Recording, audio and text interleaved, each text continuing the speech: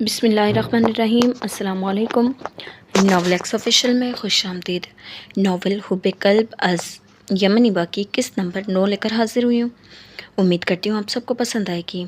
Video شروع کرنے سے پہلے اگر آپ میرے چینل پر نئے ہیں تو کائنڈلی چینل کو سبسکرائب کریں، بیل نوٹیفیکیشن کو آن کر لیں تاکہ ہر آنے والی نئی ویڈیو آپ تک جلد از جلد پہنچ سکیں۔ چلتے ہیں ویڈیو کی جانب۔ اویم نے امریکہ پہنچ کر سب سے پہلے عابیہ کو بتایا تھا، اسے فری ہو کر بات کرنے کا کہا تھا، مگر ارما کی گمشدگی کی پریشانی بڑھتی جا رہی تھی۔ وہ لڑکی تھی اور عام لڑکیوں سے کچھ زیادہ کمزور اعصاب کی مالک اور دنیا داری سے قدرے انجان تھی۔ جانے کس حال میں تھی اور کس کے پاس تھی؟ اٹھانے والوں کا مقصد کیا تھا؟ اس صورت میں کہ اسے دنیا کے سامنے مرا ہوا ثابت کر دیا گیا؟ کیوں کیا گیا تھا ایسا؟ اس سب کے پیچھے کوئی چھوٹی بات نہیں ہو سکتی تھی۔ مطلب اب کسی سولڈ پروف کے بنا وہ پولیس کو بھی نہیں کہہ سکتے تھے۔ ایک ڈیڈ ثابت ہو جانے والی لڑکی کو پولیس کیسے تلاش کر سکتی تھی؟ اویم ایگل ٹیم کی بھیجی انفارمیشن فائل کا ایک ایک حصہ غور سے دیکھ رہا تھا۔ یہ ڈیش کیم ویڈیو کہاں سے ملی؟ اویم ویڈیو دیکھتے ہوئے چونکا اور باپ کو دیکھا۔ ایگل نے دی تھی۔ جس گاڑی کی ڈیش کیم کی ویڈیو ہے اس کا نمبر بھی فائل میں موجود ہے۔ سالک نے کنپٹی مسلتے ہوئے جواب دیا۔ جب سے ارما کی زندہ ہونے کی خبر ملی تھی، خوشی کے ساتھ خوف بھی محسوس ہو رہا تھا۔ جیسے جیسے دن گزر رہے تھے، پریشانی، فکر اور عجیب وسوسے نے سر میں درد کر دیا تھا۔ بے بسی سے حالت خراب تھی۔ اویم نے گاڑی کا نمبر دیکھا اور کچھ سوچتے ہوئے اپنے کسی فرینڈ کو کال کی۔ ہے میتھیو؟ ہاں، میں امریکہ میں ہوں۔ دوست، مجھے تمہاری ضرورت ہے، کیا ہم مل سکتے ہیں؟ ہاں، مجھے کچھ ضروری کام ہے، فیملی مسئلہ۔ ہاں پلیز۔ اویم گاڑی کا نمبر اور سب انفارمیشن بغور دیکھتا کال پر بات کر رہا تھا۔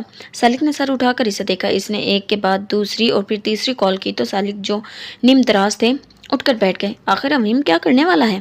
جس تیزی سے وہ کالز کر رہا تھا، سالک کو کچھ گڑبڑ محسوس ہوئی تھی۔ کیا کرنے والے اویم؟ کیا کوئی بات سمجھ آئی ہے؟ کوئی کلیو ملا ہے؟ سالک نے اسے کال بند کرتے دیکھ کر سوال کیا تو وہ اس بات میں سر ہلاتا ان کے پاس آ کر بیٹھا۔ Daddy, I know you are upset so we'll not notice many things. یہ ریکارڈنگ دیکھیں۔ جیسے گاڑی کو باقاعدہ ٹھہرا کر سب ویڈیو ریکارڈ کی گئی ہے، حالانکہ سب گاڑیاں تیزی سے گزر رہی ہیں۔ چیک اٹ، سب کچھ کلیئر ہے۔ Video but the point is, جس کی گاڑی تھی اگر وہ موجود تھا تو اس نے پولیس کو انفارم کیوں نہیں کیا؟ اگر وہ نہیں تھا تو انڈر پاس کے مڈ میں وہ کہاں تھا؟ کیا کر رہا تھا؟ ایگل نے اس بندے کو ٹریس کر لیا اور ویڈیو لے لی۔ دیر از سم تھنگ وریڈ، اویم تیزی سے بولا تھا۔ سالک بھی چونکے۔ وہ ٹھیک ہی تو کہہ رہا تھا۔ سالک نے اپنی پریشانی میں یہ سب نوٹس ہی نہیں کیا تھا۔ لیٹ می چیک، مجھے کسی نے ٹپ دی تھی ارما کے زندہ ہونے کی، میں وہ نمبر ٹریس کرواتا ہوں۔ اب سالک کا دماغ بھی بیدار ہو رہا تھا۔ ان کی بات پر اویم کو یقین ہو گیا ایگل ٹیم بھی اس معاملہ میں انوالو ہے، مگر کیوں؟ کیا آپ نے ایگل ٹیم سے پہلے کبھی کام کیا یا ان سے کبھی انبن ہوئی؟ مجھے کیوں لگتا ہے وہ انوالو ہیں؟ اویم نے اپنا شک ظاہر کیا تو سالک بھی ٹھٹکا۔ نہ جانتا ہوں، نہ کبھی ملا ہوں۔ یہ بالکل پہلی بار یہ کام کروایا ہے، ورنہ اپنا ہر ایشو خود ہینڈل کرتا ہوں۔ ایگل کا کام بہت اچھا ہے اور بہت تیزی سے کرتے ہیں۔ مجھے ایک فرینڈ جوش نے اس کے بارے میں بتایا تھا۔ ہو سکتا ہے تمہیں وہم ہو رہا ہو۔ سالک اسے حیرت سے دیکھ رہا تھا۔ بھلا اسے کیوں لگا ایسا؟ ایگل کو تو اب سالک نے ہی ہائر کیا تھا، فرسٹ ٹائم۔ امریکہ کی نمبر 1 گینگ، انتہا کے خطرناک اور تیز ترین تھے وہ لوگ۔ ان سے سالک کی کیا دشمنی؟ اور اگر کوئی بات تھی تب بھی یہ بات خطرے کی بات تھی۔ ایگل کون تھے اور انہیں کون ہینڈل کرتا تھا؟ ان کا باس کون تھا؟ آج تک یہ بات کسی کو پتہ نہیں چلی۔ تو کیا ان میں کوئی ایسا تھا جس کی دشمنی اویم یا سالک خان سے تھی؟ دونوں باپ بیٹے اب حقیقتاً پریشان ہو چکے تھے۔ دشمن کا پتہ نہ ہو، اس کے ارادے پتہ نہ ہو تو اس کی خاموش دشمنی سب سے زیادہ نقصان دہ ہوتی ہے۔ وہ کسی بات کا بدلہ لے رہا ہے اور کب کیا کرنے والا ہے خبر نہیں ہوتی، تو دفاع بھی نہیں ہو سکتا۔ No daddy, it's not that simple. Eagle نے بالکل پرفیکٹ رپورٹ دی ہے اور یہی بات مجھے کھٹک رہی ہے۔ ایگل نے سب یوں بتا دیا جیسا خود دیکھا سنا ہو۔ ہر ثبوت اس کے پاس ہے۔ کیسے؟ اور آپ بتا رہے ہیں چند دن میں یہ سب ہوا؟ وہ انسان ہے، جن نہیں۔ جتنی بھی فاسٹ گینگ ہے، کچھ پوائنٹس تو مسنگ ہوتے سب کچھ کیسے معلوم ہو کر لیا؟ اویم کا دماغ کھٹک گیا تھا۔ اسے اب یقین ہو رہا تھا ارما کے کیس میں کہیں نہ کہیں ایگل کا ہاتھ ہے۔ سالک نے بھی چیف مارشل سے معاملہ ڈسکس کرنے کے لیے میٹنگ ارینج کی اور پھر جوش کو کال ملا کر ایگل کے بارے میں سوال کرنے لگا۔ اس بار انہوں نے بھی اپنا دماغ مکمل طور پر بیدار کر لیا تھا۔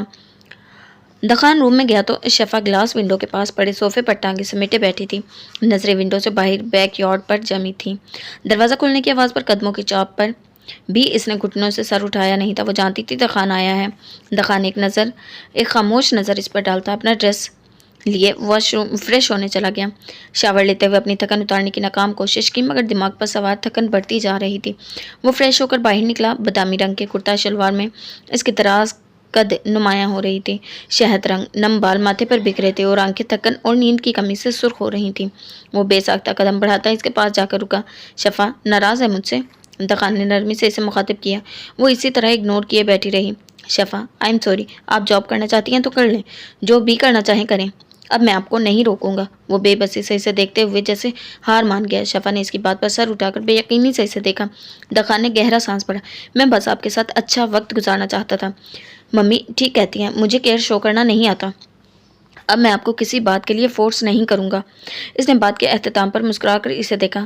تھکن سے بھری بے رونق سے مسکراہٹ تھی۔ شفا خاموشی سے اسے دیکھتی رہی۔ وہ اب بھی اس کو خاموش دیکھ کر لب بھینچ گیا۔ اب آپ کو منع نہیں کروں گا، آپ کل سے چلی جائیں یونی، مگر اپنا خیال رکھیں بس۔ دخان نے نرمی سے اس کے بکھرے بالوں کو چھوا اور پلٹ گیا۔ شفا نے اس کا یوں پلٹ جانا شدت سے محسوس کیا تھا۔ وہ پہلے اس کی خاموشی پر بھی اسے باتیں کرتا تھا، اس کے پاس بیٹھتا تھا، اس پر اپنا حق جتاتا تھا۔ اگر وہ اداس ہوتی تھی یا جاب پر نہ جانے کا شکوہ کرتی روتی تھی تو اسے خود میں سمیٹ کر مناتا تھا، چپ کرواتا تھا۔ وہ اب بھی اپنی انا کی تسکین کے لیے بس اسے ہرانا چاہتی تھی وہ ضد چھوڑ دے، مگر ایسے نہیں کہ وہ یوں دور ہو جائے۔ اب جب وہ ہار مان گیا تھا تو شفا کو برا لگ رہا تھا۔ وہ چاہے جتنی بیزاری ظاہر کرے مگر اس کا یوں حق جتانا بھی اچھا لگتا تھا۔ مگر آج وہ بدلا ہوا سا محسوس ہو رہا تھا۔ اس سے دن بھر کی روٹین نہیں پوچھی تھی، اس کی خاموشی پر اسے بولنے پر نہیں اکسایا، اسے گلے سے نہیں لگایا۔ وہ بیڈ پر لیٹتا، آنکھوں پر بازو رکھ گیا، شدید تھکا ہوا تھا۔ وہ رات کے آخری پہر ہی ہاسپٹل سے کال آنے پر چلا گیا تھا کسی سرجری کے لیے۔ یقیناً اسے نیند آ رہی تھی اور شفا جانتی تھی وہ روشنی میں نہیں سو پاتا، اسی لیے اٹھ کر لائٹس آف کر دی اور پردے بھی برابر کر دیے۔ موسم آج کل بدل رہا تھا، فضا میں خنکی تھی۔ شفا اس کے پاس جا کر رکی اور متذبذب سی سے دیکھنے لگی، کہیں اس کی طبیعت تو نہیں خراب۔ وہ تو آتے ہی شفا کے ساتھ رہتا تھا، رات تک اسے باتیں کرتا اور وقت دیتا تھا۔ تم ٹھیک ہو دخان؟ شفا نے جھجک کر اسے پکارا۔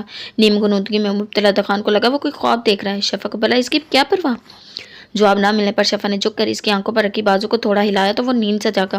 سرخی بھری آنکھیں حیرت سے شفا پر ٹکی تھی۔ کیا تم ٹھیک ہو؟ شفا اس کے دیکھنے پر جھجک کر پوچھنے لگی۔ دخان اسے دیکھتا رہا۔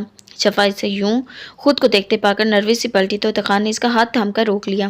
میرے لیے اتنی فکر کیونکہ میں نے جاب کی پرمیشن دی ہے، آپ کو اپنی پابندی سے آزاد کر دیا ہے۔ اس لیے دخان کی بات پر شفا کو ایک دم غصہ آیا تھا۔ وہ کیا سمجھتا ہے خود وہ خوشامد کر رہی ہے تو کیا وہ اس کی فکر کرے گی تو وہ اسے خود غرض سمجھے گا؟ شفا نے ہاتھ جھٹکے سے چھڑوائے، انسانیت کے ناطے پوچھ لیا ہے۔ To hell with your permission, Shifa غصے سے بولتی وہاں سے چلی گئی۔ آنکھوں میں تیزی سے پانی جمع ہونے لگا۔ اتنا امچور انسان کے احسان کر کے جتا رہا ہے۔ جاب کی پرمیشن دی تو کیا احسان کیا ہے؟ مطلب کیا بس وہ فکر کر سکتا ہے، میں نہیں؟ خود کو سمجھتا کیا ہے؟ پرواہ نہ کرو تب بھی گلا کرو تو طنز کر رہا ہے۔ ہاؤ مین! شفا بڑبڑا کر آنکھیں رگڑتی باہر نکل گئی۔ دل کی حالت عجیب ہو رہی تھی۔ ایک تو وہ آج یوں اگنور کیے سو رہا تھا، اوپر سے اس کی فکر کو غلط رنگ دے رہا تھا۔ شفا کو سمجھ نہ آئی اسے غصہ کس بات پر ہے۔ دخان نے بس ایک بات کی تھی مگر اسے اتنی بری کیوں لگی؟ وہ سمجھ نہیں پائی۔ وہ دخان کی توجہ اور کیئر کی عادی ہو رہی تھی۔ اسے دخان کا محبتوں بھرا نرم رویہ بھاتا تھا۔ آج اس کا اگنور کرنا برا لگا تھا۔ کمرے میں سویا دخان چند لمحے اس کے جھٹکنے والے خالی ہاتھ کو دیکھتا رہا، پھر سر چڑھ کر آنکھوں پر ہاتھ رکھ لیا۔ سر کا درد مزید بڑھ رہا تھا۔ عابیہ فجر کی نماز پڑھ کر اپنے لیے چائے بنانے چلی گئی۔ دل اداسی میں گھرا ہوا تھا۔ اویم پھر سے بزی تھا، کبھی کبھی میسج کرتا مگر وہ بھی جلدی میں۔ اب تو وقت کا فرق آ گیا تھا۔ اس کے ہاں جب رات ہوتی تو یہاں دن ہوتا تھا۔ جانے وہ کہاں مصروف تھا، بات بھی نہیں کر پاتا تھا۔ عابیہ کو وہ شدت سے یاد آ رہا تھا۔ وہ نم بھیگی آنکھوں سے کیتلی میں ابلتی چائے کو غائب دماغی سے دیکھ رہی تھی۔ چائے ابل ابل کر خشک ہوتی جا رہی تھی۔ ابراہیم نے بھی صبح سے کال نہیں کی تھی۔ اس کے اپنے بس یہی تو تھے، دنیا کے کل 3 افراد، نانا، ابراہیم اور عویم خان۔ اب اس نے باپ کو اور اس کی فیملی کو اپنا کہنا چھوڑ دیا تھا۔ زبردستی کا رشتہ تھا جو اس کے باپ نے پہلے بھی کبھی نہیں نبھایا تھا، مگر اب تو تعلق بالکل ختم ہو چکا تھا۔ نانا اس کے پاس تھے، اس کی کل کائنات، بیمار تھے، ضعیف تھے، مگر عابیہ کے لیے ان کا وجود ہی وہ واحد سایہ تھا جو اس پر ہر پل موجود رہتا تھا۔ ابراہیم اس کے پاس نہیں تھا، کبھی ملنے بھی نہیں آیا۔ بزی ہوتا تو اکثر 2 دن بات نہیں کرتا۔ اس کا بھائی تھا اور چاہے جیسے حالات رہیں اس سے تعلق جوڑے رہا تھا، رابطہ میں رہا تھا۔ وہ پاس نہیں تھا مگر دور رہ کر بھی جذباتی سہارا دیتا تھا، لیکن وہ بھی پاس نہیں تھا، دور تھا۔ تیسرا وہ تھا عویم خان۔ کبھی کبھی اپنا اتنا قریب لگتا تھا کہ عابیہ کو بے رنگ دنیا اور تنہائی بھی اچھی لگنے لگی تھی۔ اس کی فکر کرنا، ہر پل اس کی خبر گیری کرنا، مگر کبھی کبھی لگتا تھا وہ شاید کبھی عابیہ کو اپنے پاس نہیں رکھے گا۔ اس کی اپنی دنیا تھی، اس کے اپنے مسائل تھے جن کی وجہ سے وہ عابیہ کو بھی بھول جاتا تھا۔ فیملی ایشوز میں عابیہ اکثر سوچتی کیا اس کی فیملی میں اس کی منگیتر بھی ہوگی یا بیوی بچے؟ ہو سکتا ہے اس نے بس وقتی سہارے کے طور پر اس سے نکاح کیا ہو۔ وہ آج کل اپنی سوچوں سے تنگ آ گئی تھی۔ عجیب سے وہم تھے جو اسے گھیرے رکھتے تھے۔ جہاں محبت ہو وہاں ایسے خوف تو پیدا ہوتے ہیں۔ کھونے کا ڈر حاوی رہتا تھا، نئے بننے والے تعلقات کا خوف ستاتا ہے۔ اسے بھی عویم خان سے محبت ہو گئی تھی۔ اسے بھی خوف ستاتا تھا کہ شاید وہ میرڈ ہوگا یا انگیجڈ۔ اسے بھی دھڑکا لگا رہتا تھا کہ ایک دن عویم خان اسے کہہ دے گا اب مزید وہ عابیہ کو وقت نہیں دے گا۔ ابراہیم اور عویم دنیا میں بن جانے والے رشتے تھے اور اس دنیا میں ہی گم ہو جانے کا ڈر لگا رہتا تھا۔ چائے خشک ہوتی اب کیتلی کے اطراف میں جل کر لگ چکی تھی۔ وہ چونک کر جلدی سے چولہا بند کر گئی۔ چائے کی طلب مر گئی۔ سوچوں نے دل خراب کر دیا۔ اداسی سے نانا کے کمرے کی طرف بڑھی۔ دروازہ کھولا تو نانا سو رہے تھے۔ عموماً اس وقت تک نانا جاگ چکے ہوتے تھے مگر آج سو رہے تھے۔ وہ آہستگی سے چلتی قریب گئی اور انہیں پکارنے لگی تھی، نانا جان آپ نماز کے لیے بھی نہیں اٹھے؟ ان کا کندھا ہلایا تو سینے پر پڑا ہاتھ سائڈ پر ڈھلک گیا۔ عابیہ نے خوف سے انہیں دیکھتے ہوئے پکارا، نانا جان، نانا کیا ہوا آپ کو؟ اس کی آواز بھرا گئی مگر وہ نہیں اٹھے۔ عابیہ خوف سے سفید پڑ گئی، زمین پر گرتے چلی گئی۔ بوڑھے خالق دادا کا دنیا میں وقت ختم ہو گیا تھا۔ وہ دخان کی اجازت ملنے پر بھی یونی نہیں جا پائی تھی۔ جانے کیوں اس کا دل نہیں مانا اور سب کو لگا دخان نے اجازت نہیں دی تھی۔ وہ بیزار سے گھر میں گھوم رہی تھی۔ دخان کی طبیعت نہیں ٹھیک تھی، رات جلدی سو گیا تھا، سر درد تھا اور شفا نے دیکھا تھا اسے بخار بھی ہو رہا تھا مگر وہ پھر بھی ہاسپٹل گیا تھا اور شفا اسے چاہ کر بھی نہیں روک پائی تھی۔ موبائل ہاتھ میں لیے بہت سوچتی رہی کہ اسے کال کر کے طبیعت پوچھے مگر انا روک دیتی تھی۔ یہاں وہاں گھومتی تھک کر کمرے میں آ گئی۔ ابھی وہ ڈریس لے کر فریش ہونا چاہ رہی تھی جب موبائل پر دخان کی کال آنے لگی۔ اس نے ڈریس پھینک کر پھرتی سے موبائل اٹھایا اور کال اٹینڈ کی۔ ہیلو شفا، پلیز ماما سے بات کروا دیں، وہ کال اٹینڈ نہیں کر رہی۔ وہ بنا اس کا حال پوچھے بول دیا تھا، عادت بنا دی گئی تھی توجہ کی، محبت کی۔ اب اپنی عادت بدل رہا تھا۔ شاید شفا کے اندر چھن سے کچھ ٹوٹا تھا، شاید دل یا پھر مان جو اب دخان پر ہونے لگا تھا، یا پھر امید جو اسے جوڑ رہی تھی۔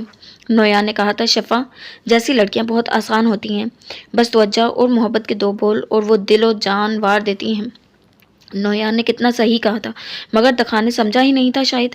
وہ موبائل کان سے لگائے سن سے کھڑی تھی۔ دخان نے اسے پکارا تھا مگر وہ اس کا حال کیوں نہیں پوچھ رہا؟ اس نے یہ بھی نہیں پوچھا وہ یونی کیوں نہیں گئی۔ وہ جان لیتا کہ شفا اس کے لیے یونی نہیں گئی تو کتنا خوش ہوتا، مگر شاید اب نہیں، شاید اب اسے فرق نہیں پڑتا تھا شفا جو بھی کرے۔ شفا آپ سن رہی ہیں، پلیز ماما سے بات کروا دیں۔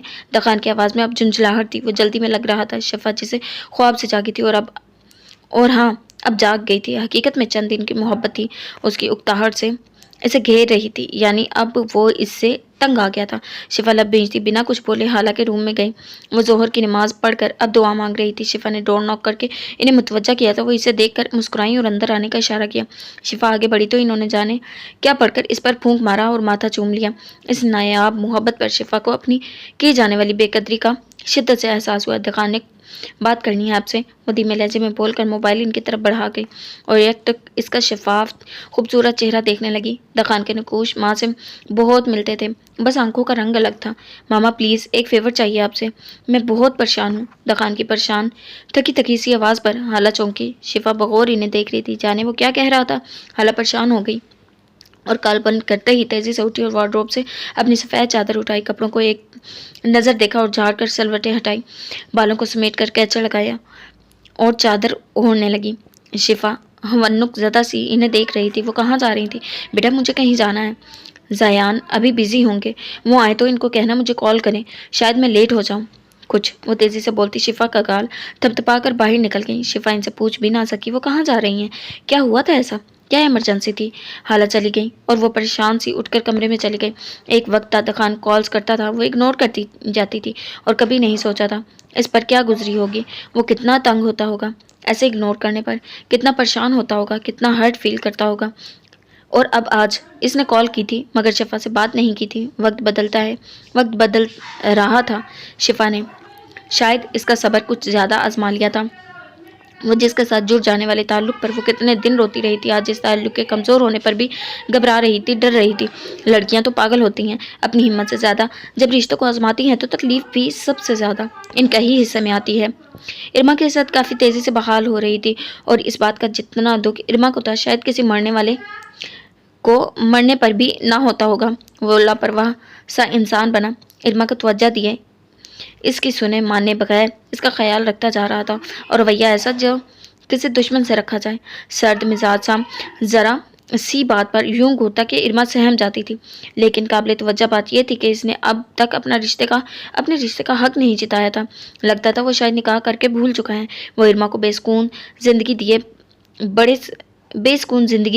بڑے سکون سے رہتا تھا اور ارما کا دل بے بسی سے راکھ ہو رہا تھا۔ اس نے گلاس ونڈو سے تھوڑا کرٹن ہٹا کر ایک نظر پول کے نیلے پانی کو دیکھا اور پھر آسمان کی طرف، جیسے آزاد رہنے والے پرندے قید میں آسمان کو تکتے ہیں۔ وہ کرٹن پھر سے برابر کرتی پیچھے ہو گئی۔ جو تمہیں چین نہ لینے دے اسے چین نہ لینے دو، اتنا تنگ کرو کہ پچھتانے پر مجبور ہو جائیں، بس اتنا بدلہ کافی ہے، ظلم کی ضرورت ہی نہیں۔ اویم کے جملے کبھی کبھی ارما کو یاد آتے تو وہ بھی عمل کرتی تھی۔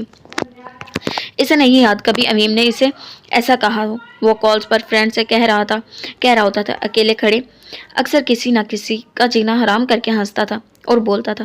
اس کی باتوں کا اصل میں کیا مطلب تھا ارما کو یاد نہیں، علم بھی نہیں، مگر جو یاد تھا وہ الفاظ اس کے دماغ میں اٹک چکے تھے۔ وہ کمرے سے نکلتی راہداری سے گزری اور راہداری کے اختتام پر موجود اس کمرے کے دروازے پر پہنچی۔ ایک لمحہ سوچنے میں لگایا۔ روم کھلا تھا، اسے شاید لاک کی ضرورت بھی نہ تھی، اس کی اجازت کے بغیر کوئی اندر نہیں جاتا تھا۔ ارما اندر داخل ہوئی، وہ کسی کی کال پر بزی تھا اور نظریں لیپ ٹاپ پر جمی ہوئی تھی۔ ایک مصروف نظر لیپ ٹاپ سے ہٹا کر ارما پر ڈالی تھی اور پھر سے لیپ ٹاپ پر نظر جما دی۔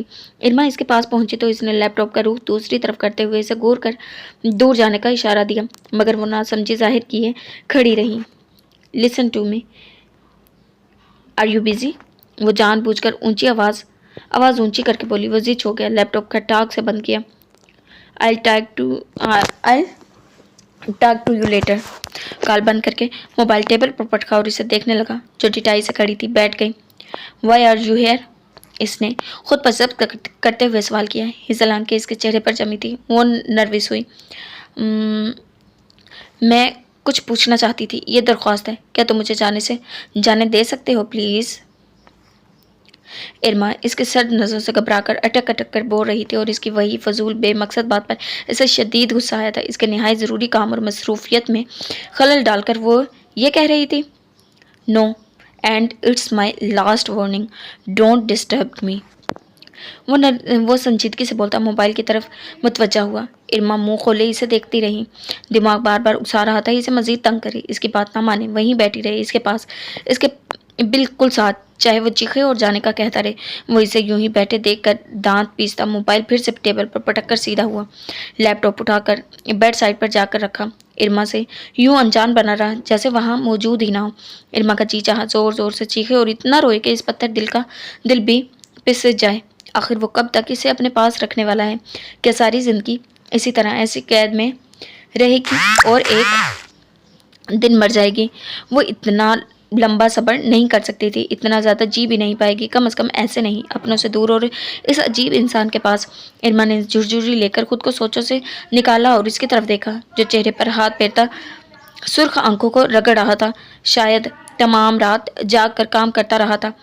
کیا کام تھا جو وہ इससे भी नहीं देखने दे रहा था। इरमा के पास इतना वक्त भी नहीं था कि सोचे या इस बात को खोजे। वो बेड पर बैठा अब सोने की तैयारी कर रहा था। इरमा का ना होना या ना होना इसके लिए एक जैसा था। प्लीज़, ये मेरी दरख्वास्त है, कम से कम एक बार मुझे जाने दो, मैं अपनी फैमिली को देखना मिलना चाहती हूँ। इरमा इसके सर पर पहुंचकर मिन्नतें करने लगी। अगर वो सोने वाला था तो वो सोने नहीं देगी। वो बेआराम हो रहा था इरमा की वजह से। अगर वो इरमा ने आज परवाह नहीं करनी थी तो इसे यकीन था वो तंग आकर बात मान जाएगा। इसके पास कोई और रास्ता ना होगा। Get out, I said no, damn it. इसने कुशन उठाकर इसे दे मारा जो सीधा इरमा के मुंह पर जा लगा। इसके बालों का ढीला जूड़ा झटके से खुला और सुनहरी बाल आबशार की तरह बिखर गए थे। No, I am not going anywhere. इरमा ढिठाई से बेड के किनारे पर टिक गई। वो झटके से उठा। इरमा का दिल खौफ से सिकुड़ा। वो बिखरे बाल पेशानी पर फैलाए, सुर्खी भरी आंखों से इसे देखा। बिखरे सिल्की बालों के दरमियान नाजुक सा सहमा हुआ चेहरा और सख्ती से बंद आंखें। वो सख्ती नहीं कर पाता था, हाथ तो उठाने का सोच भी नहीं सकता था। वो इस काबिल नहीं थी इस पर गुस्सा किया जाए। वो गुस्सा दबाए इसका बाजू थाम कर खींचता हुआ दरवाजे तक ले गया। इसे बाहर निकालकर ठक से दरवाज़ा बंद कर दिया। बस इससे ज़्यादा रहम वो नहीं दिखा सकता था, इससे ज़्यादा नरमी का सवाल नहीं था। इरमा दरवाजे के पार खड़ी रह गई, आंखें भर आई थी। जी चाहे इसको छोड़े और रोने बैठ जाए, मगर नफ़ी में सर हिलाती वो फिर से दस्तक देने लगी। एक बार, दो बार, और फिर जब तक दरवाज़ा खुला नहीं वो धड़ाधड़ बजाती रही। वो जितनी सख्ती जितला ले वो मारता नहीं था, हाथ नहीं उठाया कभी। इरमा को अंदाज़ा था इसकी सख्ती भी बस इतनी ही थी। वो अच्छे घर का लड़का था, इसकी माँ ने तरबियत अच्छी की थी। इसे दुश्मनी में और गुस्से में भी ये याद था कि वो सिर्फ नाजुक है। इरमा जान गई थी तभी जिद करती थी, what the hell डेमल are you made. वो दरवाज़ा खोल कर धाड़ा। खादमा भी खौफ से वहां भाग कर आई, मगर इन दोनों को आमने सामने देखकर वापस पलट गई। इरमा भीगी आंखों और रूहान से सूरत लिए इसे देखने लगी। से आंखों में तेजी से बढ़ता पानी देखकर वो पलटने लगा। जब इरमा ने हाथ थाम लिया, प्लीज़ प्लीज़ प्लीज़, वो प्लीज़ प्लीज़ की रट लगाती इसे उम्मीद भरी नज़रों से देखने लगी। वो तमस्कुर से देख रहा था। जब इरमा की अगली हरकत पर इसकी आंखें खुल गई। I miss them and I am dying to see them. वो इसके गिर्द बाजू फैलाकर इसके सीने पर सर रखे उदास लहजे में बोली। यानी वो सोच चुकी थी आज हर बार आजमाएगी और वो वही कर रही थी। वो आइडियल हाइट रखती थी, मगर वो अच्छी कद वाली नाजुक सी लड़की इस जैसे टॉल इंसान के कंधों तक भी नहीं पहुंच रही थी। तुमने अपना चांस गंवा दिया जब तुम मुझसे शादी करना चाहती थी और तुम अब मेरी बीवी हो। इस्तज़ाइया लहजे में बोलता वो इसे एक और पछतावे की बंद गली में फेंक चुका था। दरवाज़ा बंद किए वो जा चुका था। इरमा को दस्तक देना और इसे दरख्वास्त करना भूल गया। वो भूला नहीं था, इसे वो रिश्ता याद था और वो सही कह रहा था। वो अपनी बीवी को अब कहीं जाने नहीं देने वाला था। वो इसे अनजान रहता था, मगर इससे रिश्ता नहीं टूटा, रिश्ता कायम था और याद भी था। वो दोनों ये रिश्ता निभाने से कासिर थे, मगर ताल्लुक जुड़ चुका था।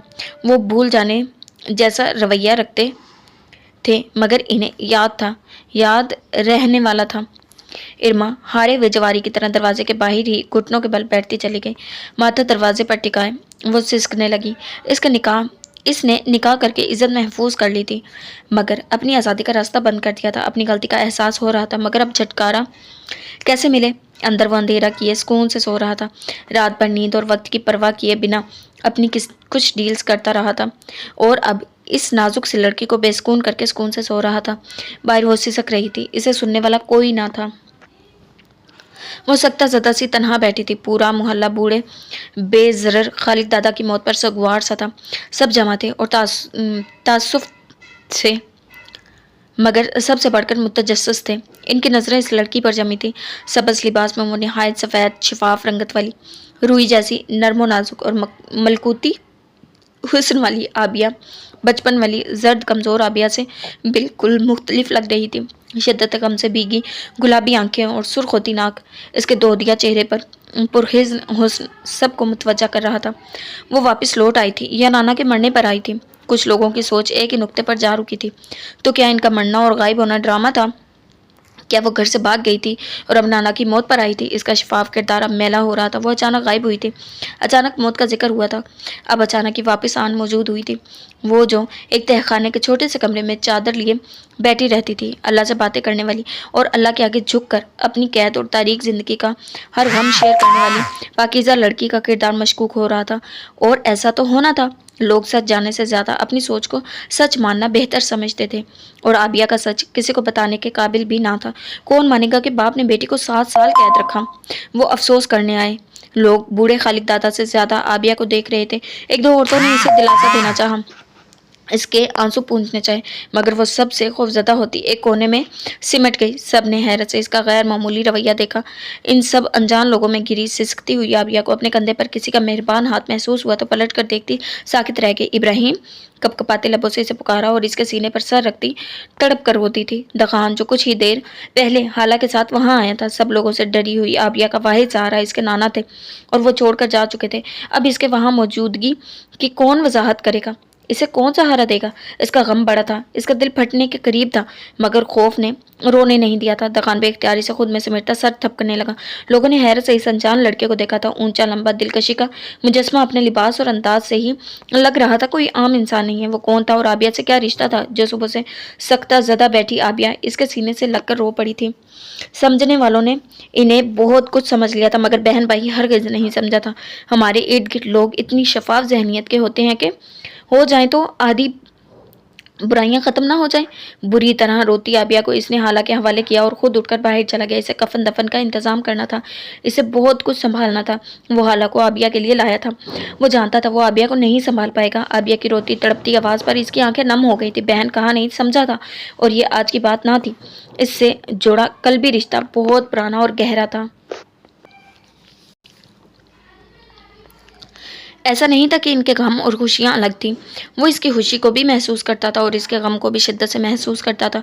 वो इसकी सगी बहन नहीं थी, मगर शायद इसे सगी बहन भी ऐसे अजीज ना होती जितनी आबिया थी। वो अब तक इससे नहीं मिल पाया क्योंकि अवीम ने इसे कभी इजाज़त नहीं दी थी, लेकिन आज इजाज़त लेने का दिन नहीं था। आज हक था कि वो आता। कुछ दिन की निहायत मसरूफ़ रूटीन की वजह से वो आबिया को वक्त नहीं दे पा रहा था। आज जब मौका मिलते ही इसने कॉल की तो आबिया का लापरवाही से एक तरफ रखा फ़ोन मोबाइल घर में काम करने के लिए आने वाली औरत ने उठाकर इसे खालिद दादा के मर जाने का बताया था। इसने बताया कि इनके पहुंचने पर जब इन्होंने बेसुध बड़े खालिद दादा और इनके सरहाने बैठी सिमटी खौफजदा इनकी निवासी को देखा तो करीबी क्लिनिक से डॉक्टर को बुलवाया और चेकअप के बाद पता चला कि खालिद दादा मर चुके हैं। मोहल्ले वालों को खबर दे दी गई थी, मगर इनके मालिक अवीम खान से रब्ता नहीं हो पाया था। इसे खुद पर शदीद गुस्सा आया था। खालिद दादा की सुबह सुबह मौत हुई थी और अब दिन का 1 बज रहा था। वो इतने घंटे अकेली बैठी थी और इसके सर पर प्रस्त बनकर घूमते इंसानों को खबर तक ना हुई थी। इसने तेज़ी से आबिया के घर की तरफ निकलते हुए पहली फुर्सत में हाला से बात करके इन्हें भी साथ लिया था। वो मेरी बहन है, मेरी बहुत प्यारी बहन, और मुझे अच्छा लगेगा अगर आप इसे बेटी समझे। वो आपकी बेटी की कमी पूरी कर सकती है। वो अकेली है, इसके नाना की डेथ हो गई है, इसे हमारी ज़रूरत है मामा। दखान का मिन्नत भरा जुमला हाला बेगम के दिल को तकलीफ से दो चार कर गया था। इन्हें बेटी मिल जाए, इससे बढ़कर क्या हो सकता था। दखान ने आबिया और अवीम का रिश्ता बिल्कुल नहीं बताया था, बता भी नहीं सकता था। अवीम के मामलात में दखल अंदाजी पर वो माफ़ नहीं करता था। हाला अबिया को सीने से लगाए बैठी थी और दखान ने कुछ ही वक्त में सब संभाल लिया था। क़यामती जो अबिया पर गुजरी थी, इसे संभालने वाले आ गए थे, मगर इसके नाना जा चुके थे। गम ने दिल को दर्द से भर दिया था और जब जनाजा उठा आबिया की हिम्मत और बर्दाश्त ने जवाब दे दिया। वो होशो हवा से बेगाना होती हाला की बाहों में झूल गई थी।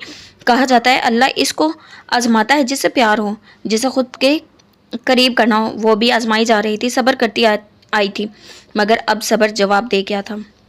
अवीम ने फ्रेंड्स के साथ मिलकर ईगल की दी इन्फॉर्मेशन को रीचेक किया था। वीडियो ओरिजिनल थी, मगर जिस गाड़ी से ली गई थी इसका नंबर ट्रेस नहीं हो रहा था। साफ जाहिर था नंबर फेक था। सालिक ने चीफ मार्शल की मदद से पुलिस को भी तलाश में मसरूफ़ कर दिया था। बर्थ सर्टिफिकेट्स कैंसिल करवा दी गई थी। एक्सीडेंट को री इन्वेस्टिगेट किया जा रहा था और इस बार बहुत से क्लू मिल रहे थे जो साबित कर रहे थे मरने वाली सालिक अकियान की बेटी नहीं थी। पुलिस की सब दोबारा से करना पड़ रहा था। इन्हें ईगल की दी इन्फॉर्मेशन नहीं दी जा सकती थी। ईगल एक इलीगल गैंग थी जो पुलिस डिपार्टमेंट में वांटेड लिस्ट के टॉप पर थी। पुलिस काफ़ी वक्त ले रही थी और इनके पास मज़ीद इंतज़ार करने का वक्त नहीं था। सालिक को टिप देने वाला नंबर भी बंद हो चुका था, जिसकी वजह से ट्रेस करना मुमकिन नहीं था। अवीम को ये बात कंफर्म हो चुकी थी। वो वीडियो और इन्फॉर्मेशन ईगल ने बनाकर इन्हें भेजी थी।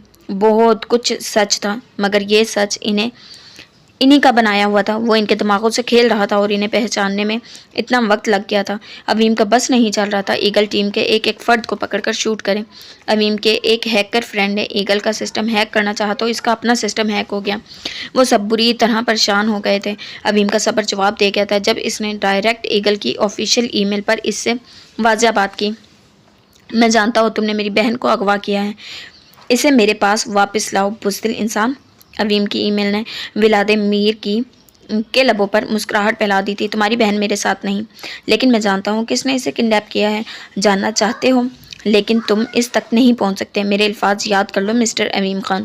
ایگل سے جواباً ملنے والی میل نے اویم کو کچھ پل کے لیے بے جان کر دیا تھا۔ تو کیا واقعی وہ غلط ہے؟ معاملہ اتنا آسان نہیں تھا جتنا لگ رہا تھا۔ میں ہر قیمت پر جاننا چاہتا ہوں۔ میں تمہیں قیمت ادا کروں گا، بس بتاؤ وہ کون ہے؟ وہ گالی ہم سے کیا چاہتا ہے؟ اس نے میری بہن کو کیوں اغوا کیا ہے؟ اویم بے تاب سا ہونے لگا تھا سچ جاننے کے لیے۔ یہ سچ تھا، وہ ارما کے لیے کچھ بھی کرنے کو تیار تھا، مگر اب مزید اسے وہاں نہیں چھوڑ سکتا تھا جہاں وہ تھی، اور جانے کس حال میں تھی وہ۔ جوزف کا بیٹا اسے تم لوگوں سے دور لے گیا ہے۔ جوزف جو سالک اکیان کی وجہ سے مرا تھا۔ اب تم پوچھو گے جوزف کون ہے؟ جاؤ اپنے باپ سے پوچھو، وہ بہتر جانتا ہے۔ اویم ناسمجھی سے ای میل پڑھ رہا تھا جب اور ای میل اور اسے پڑھ کر اویم چپ ہو گیا تھا۔ ہو سکتا ہے تمہاری بہن کی آزادی کی قیمت تمہاری موت ہے، یا اسے بھول جاؤ۔ یہ انفو کافی ہے جو میں تمہیں دے سکتا ہوں۔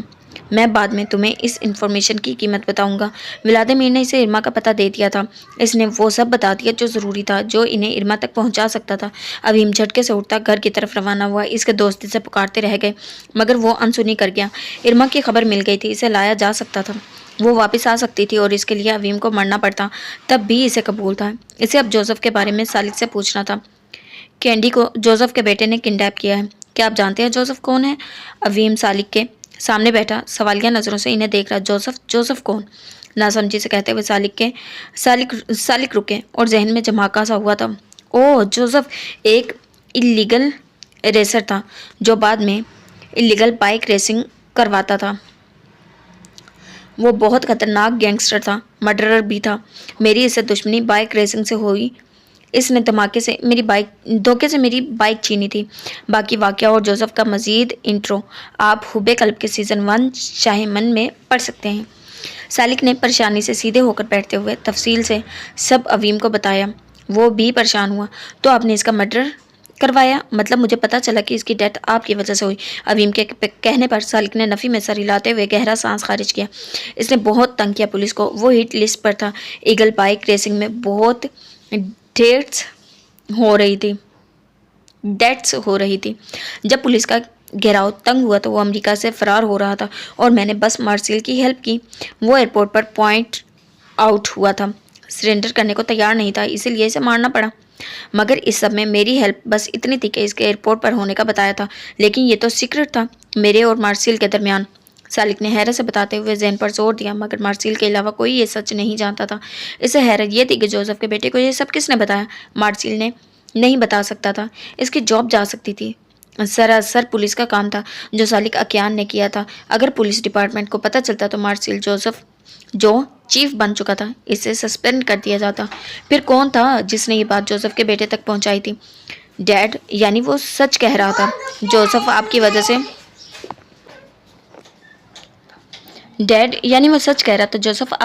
مرا، اور اس بات کا بدلہ اس نے ہم سے لیا، ہمیں مینٹلی ٹارچر کیا، ارما کی ڈیتھ کی اذیت اور تکلیف سے دوچار کیا، اور اب اس کے زندہ ہونے کی ٹپس دیں۔ وہ ہمارے دماغوں سے کھیل رہا ہے، مسلسل اذیت۔ ہم نہیں جانتے ارما کا کیا حال ہوگا، جانے وہ اس کے ساتھ کیا سلوک کرتا ہوگا۔ اویم کے دماغ کی رگ پھٹنے کے قریب ہو رہی تھی۔ ارما ان کی عزیز ترین ہستی تھی، اور انہیں کچھ اندازہ ہی نہیں تھا وہ کس حال میں ہو سکتی تھی۔ یہ سب کس نے بتایا؟ ان سے کہو، وہ جو مانگے گا میں دینے کو تیار ہوں۔ ان سے کہو ارما کو واپس کرے، ورنہ انجام کا ذمہ دار وہ خود ہوگا۔ سالک نے پرتھریلے لہجے میں کہا۔ اویم جانتا تھا اسے کیا چاہیے۔ اسے اپنے باپ کی موت کے بدلے سالک اکیان کی بیٹا یا بیٹی کی موت چاہیے تھی۔ وہ سالک کو نہیں مارنا چاہتا تھا، اسے سالک کو زندہ رکھ کر اسے ذہنی اذیت دینی تھی۔ اس نے جیسے اس کا باپ چھینا تھا، وہ ایسے اس کے اولاد چھین لینا چاہتا تھا۔ وہ اسے اس درد سے دوچار کرنا چاہتا تھا جو اس نے جھیلا تھا۔ اویم نے بہت کوشش کر لی تھی، مگر किसी को भी जोसेफ के बेटे का इल्म नहीं था। वो कौन था, क्या करता था और कहाँ रहता था, इसे ट्रेस करना मुश्किल था। ईगल ने कहा था इस तक पहुंचने का एक ही रास्ता है, वो खुद चाहे तो ही इस तक पहुंचा जा सकता है। और वीम के पास अब एक ही हाल था, वो जोसेफ के नामालूम बेटे से अपनी जान के बदले इरमा मांगे। वो इसकी शर्त मानने को तैयार था, वो इरमा के लिए मरने को तैयार था, अपनी बहन के लिए अपनी ज़िंदगी का सौदा करते हुए। अवीम खान को सबसे पहले इस नाजुक वजूद का ख्याल आया था जो इससे जुड़ चुका था, जिससे वो खुद से बांध आया था, जिसका वो वाहिद मजबूत रिश्ता था। दूसरी जानिब सालिक का क्यान मार्सिल के सामने बैठा था, जबड़े सख्ती बिंचे हुए थे और सर्द ग्रे आंखों में उभरता अजीब सा तासुर मार्सिल को किसी अनहोनी का इशारा दे रहा था। Is everything all right S why this urgent meeting call? मार्सिल ने हिम्मत करके इससे पूछा। यह वही पुराना कैफे था जहां मार्सिल सालिक अकियान से मिलता था। इस स्ट्रीट में अब ऊंची बिल्डिंग्स थीं, कैफ़े, शॉप्स और आइसक्रीम पार्लर्स बन चुके थे। शीशे की वो ऊंची शॉप्स और इनकी आंखों को खेजा करते सीटिंग एरियाज। मगर सालिक अकियान ने इसी पुराने कैफ़े को ही चुना था। इसे अब बहुत लोग जानते थे। वो अब पुराना कॉलेज बॉय नहीं था जो कहीं भी किसी से मिल ले। अब इसका सोशल सर्कल बहुत वसी था। अब इसे चीफ मार्सिल के साथ देखकर बहुत से सवाल उठ सकते थे। सालिक की पथरीली नजरें शीशे के पार आते जाते लोगों पर जमी हुई थी। जब मार्सिल ने कहा, मार्सिल मेरी बेटी जिंदा है, वो अगवा हुई थी और ये जोसेफ के बेटे ने किया है, और तुम ये जानकर हैरान रह जाओगे, ये सब तुम्हारी वजह से हुआ था। सालिक ने इसे चीफ या मिस्टर की बजाय फॉर्मल मार्सिल कहा था। इसका लहजा और अल्फाज से मार्सिल पर वाज़ह हो रहा था वो शदीद गुस्से में है इस वक्त। मार्सिल बुरी तरह घबरा कर इसे देखने लगा। अगर कोई सालिक को बहुत अच्छे से जान गया था तो वो मार्सिल ही था। इसे बहुत अच्छे से अंदाज़ा था कि सालिक अकियान बजाय डिसेंट और नरम मिजाज नज़र आने वाला इंसान कितना सख्त था और क्या कुछ कर सकता था। माफ़ करना, लेकिन मैं तुम्हारी बात नहीं समझा। मेरी वजह से क्या ये किसी किस्म का ड्रामा है या क्या तुम प्लीज़ वजाहत करोगे तुमने क्या कहा? मार्सिल ने खुद को नॉर्मल जाहिर किया, मगर इसका दिल बेतरह धड़क रहा था। अगर इस मामले में कहीं वाकई इसका कसूर निकला तो सालिक अकियान इसे जिंदा नहीं छोड़ेगा। वो एक पुलिस ऑफिसर था और वो सब जानता था। सालिक अकियान सिर्फ इसके साथ काम नहीं करता था, इसका मिलना जुलना गैंग्स और स्टेट फाइटर से भी था। हाँ मार्सिल, सिर्फ इस मदद की खातिर मैं वहाँ था जब जोसेफ मरा। ये मेरी मदद थी और मैं सोचता हूँ किसने हमारे दरमियान का ये राज अफशा किया। सालिक ने दांत कचकाकर मार्सिल को घूरा। इसने इसी शर्त पर मार्सिल की मदद की थी कि ये बात मार्सिल के अलावा कोई ना जान पाए। सालिक ने वो काम किया था जो पुलिस की ड्यूटी थी, लेकिन इसका इतना बड़ा नुकसान हो सकता है इसने सोचा भी ना था कभी। मार्सिल से ये बात निकली थी तो सालिक इसे मारने से भी ग्रेज नहीं करेगा। ऐसे पुरस्कून हो जाओ, मैंने कभी इस बारे में बात नहीं की, लेकिन मैं तुम्हारी मदद करूँगा। मैं जो कर सका करूँगा। मुझे ये बताओ जोसेफ का बेटा कौन है, कहाँ है वो? मार्सिल इससे सवाल कर रहा था। वो सच कह रहा था, वो हर हाल में मदद करेगा। ये इसकी मजबूरी थी, ये इसके लिए ज़रूरी भी था। सालिक ने तंजिया नज़रों से इसे देखा। तो वो क्या समझता था? अगर सालिक का कियान खान जानता होता कि जोसेफ का बेटा कौन है तो इसके पास आता। सबसे बड़ा मसला यही था कि इस लड़के के बारे में कोई खबर नहीं थी। वो कहाँ था, कैसा था, ये जानना तुम्हारा काम है। बस इसके बारे में मालूमात हासिल करो। तुम्हारे पास कम वक्त है, अगर तुमने देर की तुम गए। सालिक ने मार्सिल की सुने बिना इसे काम सौंपा और वहां से उठकर चला गया। मार्सिल कनपटी मसलते हुए अपने इदारे के सबसे बेहतरीन डिटेक्टिव को कॉल करने लगा। जी तो जनाब, ये थी हमारी आज की एपिसोड। उम्मीद करती हूँ पसंद आई होगी। मिलते हैं नेक्स्ट एपिसोड के साथ। अल्लाह हाफिज़।